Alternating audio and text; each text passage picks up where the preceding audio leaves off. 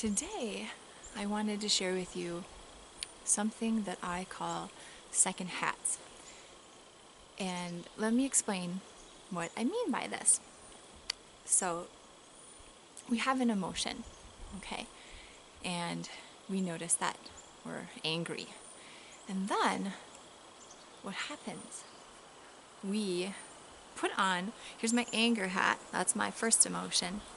We put on a second hat on top of that. I know it's not the most stylish, but I wanted to represent here that we have our first emotion, and then we put this, that's our first hat, we put our second hat on top of that, and that might be, okay, my first hat is I'm angry, right? And then almost immediately, this can happen sometimes, we say, well, I'm angry that I'm angry. Why am I always getting angry? This happened to me just yesterday. I just blew up at somebody, and what's wrong with me? Why can I not get out of this anger thing? Should I be seeing a counselor? Oh, it's probably just because I've been this or that or the other thing. And what's happened is, instead of paying attention just to this first hat, this original source of anger, we're totally focused on this second hat of ours.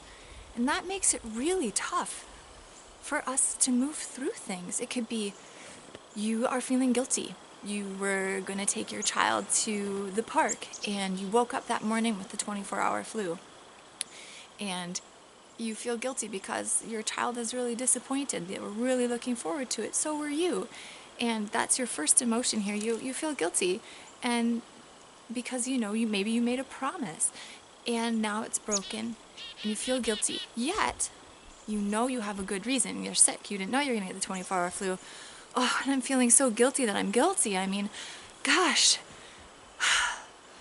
I don't know. I shouldn't feel bad all the time. Why am I always feeling bad about things? Why can't I just... You see how the story continues. It perpetuates itself. You can be sad because you're sad. You can be disappointed that you're always disappointed. And it's this second hat. I feel like along with it comes a big generalization. You start telling yourself stories about yourself or about somebody else. Maybe you start off upset, here's the first emotion, because your husband left the toilet seat up again. And now the second hat comes on and you're angry because he never listens to you. You've already said this. What's wrong with you that you can't communicate?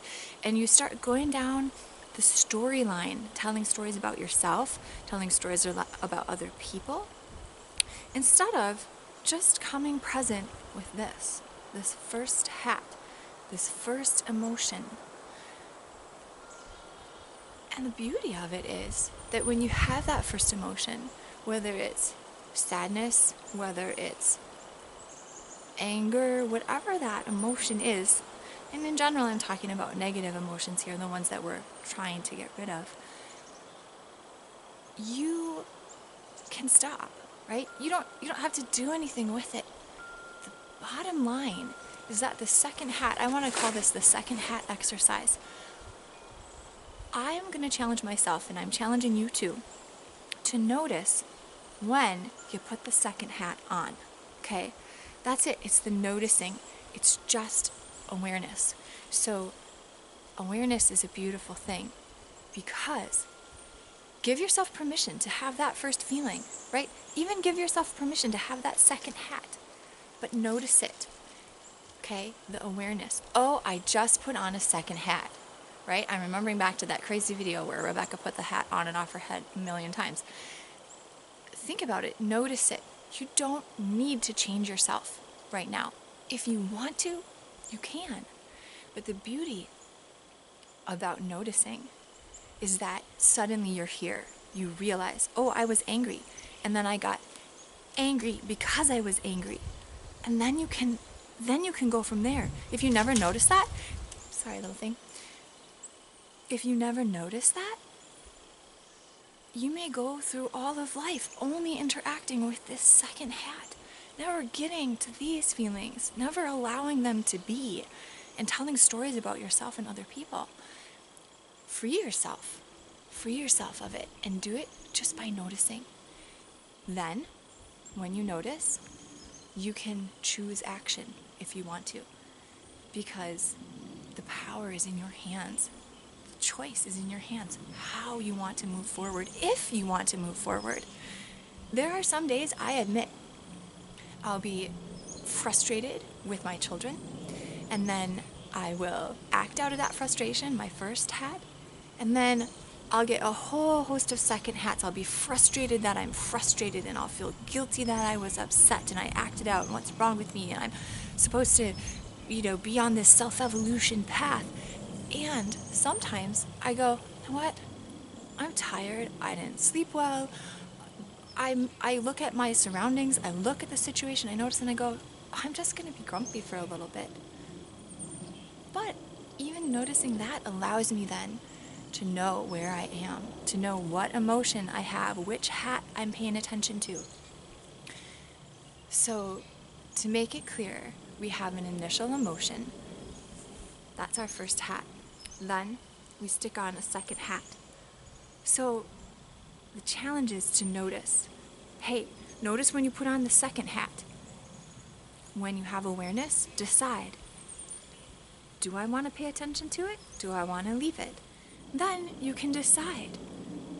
Do I want to take that second hat off and put it aside? And notice, what was that first hat? What was that first emotion? What led me down this road in the first place? And again, it's the same thing. You don't necessarily have to change it.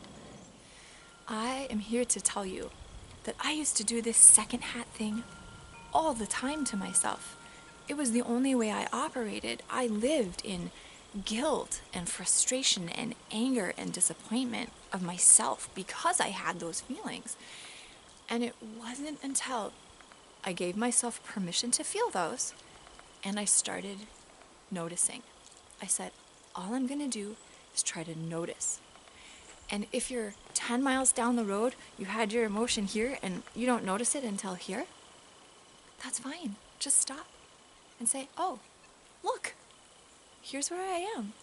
It's almost as though you are an outside observer watching yourself and you say, oh, look it, there's Rebecca having that feeling and this is what she thinks and this is how she's responding. Isn't that interesting, right? And you don't have to add that second hat. You just notice. And from there, this magical thing happens. The more you do it, the easier it is. Not always going to be perfect, but the easier it becomes. And then you unlock in yourself the ability to know what to do. And I'm not talking with your head. You don't necessarily know.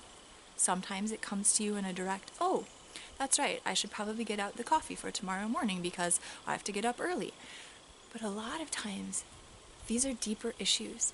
And if you just start to cultivate that awareness, you notice the emotion, the first hat, the second hat, you unlock in yourself this reservoir of knowing what to do.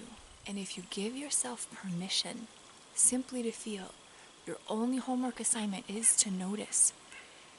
It takes this weight off your shoulders and you truly can look at yourself as a guinea pig and you can then remove the seriousness from it. Seriousness it's kind of a dampening thing. You can remove the seriousness from it and you can almost enter into something in a playful way and say, oh, Rebecca is feeling like this. I noticed these things. I'm feeling like I want to try something. I wonder what I should try, right? And that's where the creativity happens. That's where suddenly a flash of insight and you see, oh, my husband's leaving the toilet seat up because I don't communicate with him. Or because whenever he's going to the bathroom, he's always reading and he doesn't pay attention, or whatever it might be. Each situation is its own thing. When you just notice, you notice that second hat, notice the first hat, decide what to do, give yourself permission just to feel, only to be an observer, not to judge, the answers will come to you. Give this a try, and then tell each other, tell us what you learn, what you experience.